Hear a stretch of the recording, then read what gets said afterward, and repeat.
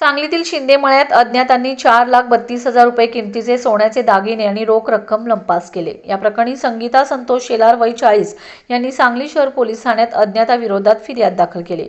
फिर्यादी या सांगलीत जुना बुधगाव रोड शिंदे मळा मेनगुळे प्लॉट येथे कुटुंबासोबत राहतात। 7 फेब्रुवारी रोजी सकाळी 9 वाजण्याच्या सुमारास फिर्यादीचे भिशीचे पैसे ठेवण्यासाठी घरातील कपाटाच्या लॉकरची चावी घेऊन